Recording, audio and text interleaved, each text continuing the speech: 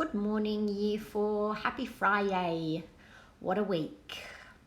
I just wanted to say I think you guys are amazing. The way that you have independently completed your tasks and shown such creativity is truly awesome. We're also very, very proud of you. So today, I'm simply going to read the remainder of the text. So sit back, relax, and enjoy.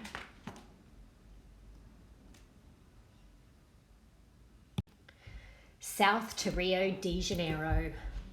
Elizabeth watched the seabirds whirling and diving into the spray as the ships of the First Fleet passed the Isle of Wight, heading south. A strong wind was blowing and they had a full set of sails up. "Back! Stand well back, the lot of you!" growled a sailor, ushering the convicts away from the main hatch. Elizabeth felt a chill run up her spine as the body of an old woman was brought up on deck. She felt for the little wooden horse in her pocket for luck, forgetting for a moment that she had lost it in the chase outside the bakery.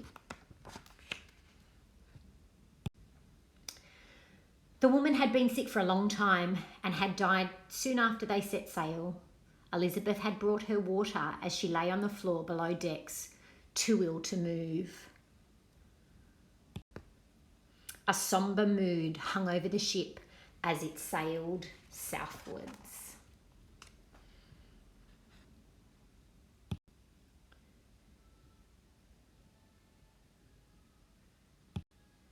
At night, Tom would take out his little piece of sharpened tin and write words on the wooden floor of their cell, and Elizabeth would copy them. When Elizabeth had trouble concentrating as she tried to keep the rats and cockroaches away, Tom started teaching her to write the words of her favourite song. During the day, the children helped the women convicts scrub the decks. They saw whales and turtles for the first time, and Tom could not believe there were creatures so big. But these small moments of joy were short-lived. Early one night, the deadliest storm of the season hit them.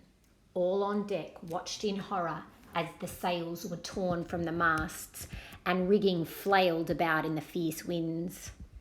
A convict on one of the other ships was washed overboard, and a woman was crushed by a loose lifeboat. All on board were exhausted as the Lady Penrhyn crossed the equator and sailed on to Rio de Janeiro.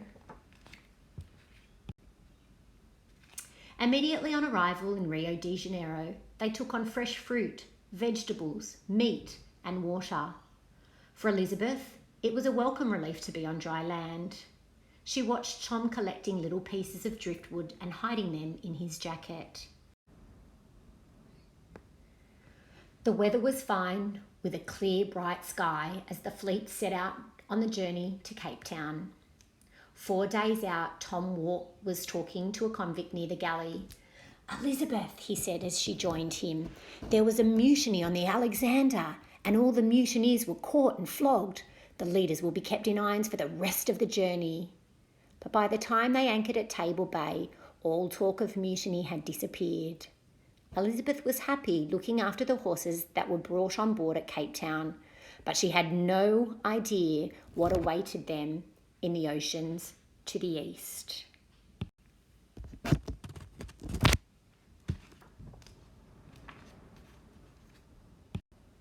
The Roaring Forties. On 13th of November, they sailed into fierce winds called the Roaring Forties. The ships were swamped as huge waves crested over them and sails were shredded. Elizabeth was brought up on deck to look after the terrified horses. They were being tossed around in their stalls, battered, bruised, and continually drenched. "Easy, girl, easy, boy," Elizabeth yelled above the roar of the winds and waves. She rubbed the horses' noses and flanks, trying to calm them. Suddenly, a giant wave crashed over the ship. They hung onto the railing with all their strength as they rolled sideways. Elizabeth heard later that a young boy on the foredeck had been washed overboard by the wave. Below decks, Tom's cough grew worse and he became weaker and weaker. Many of the convicts began to suffer from scurvy and dysentery as the food supplies were ruined in the damp conditions. Then the rations were cut. When the fodder for the horses ran out, Elizabeth had to feed them a mixture of old flour and water. She hated doing it as they ate it reluctantly, and it made some of them sick. Christmas Day came and went, but no one celebrated.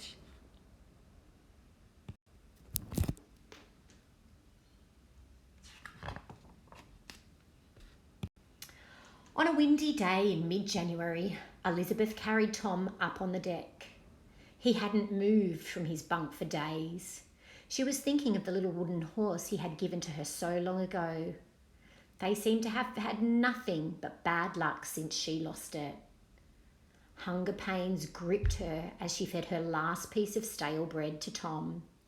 She looked sadly from the boy to the starving horses on the foredeck. If we don't reach land soon, she thought. A cry rang out from the crow's nest above. Land! Land ahoy! Off the port bow!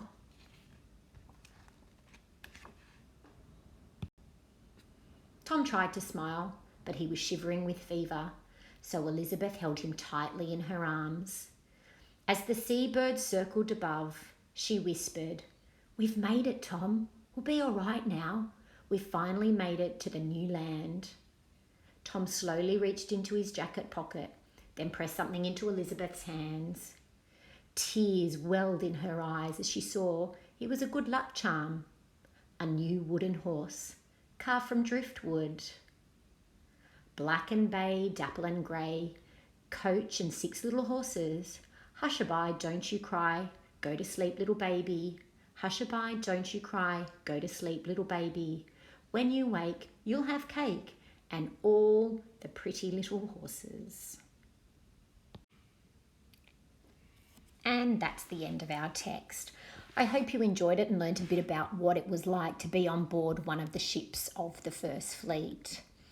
Your final reading task for the week is called Dinner Time. Again, you get to be creative with your thinking. You need to think about Tom or Elizabeth. Now, the food they had on board the Lady Penrhyn was very scarce and very hard to find, and what was there was often off. So if they could have any dinner whatsoever, what do you think they would like to eat? So you're going to choose your character and create a meal for them. You can insert a picture onto the plate there, and then make sure you are justifying your thinking. Why do you think the character would like to eat this meal? What is it about the meal that you have prepared and created that would make Tom or Elizabeth want to eat it? Congratulations again on all your hard work for this week. You've done an amazing job. Have a fabulous weekend, and I look forward to seeing you really soon.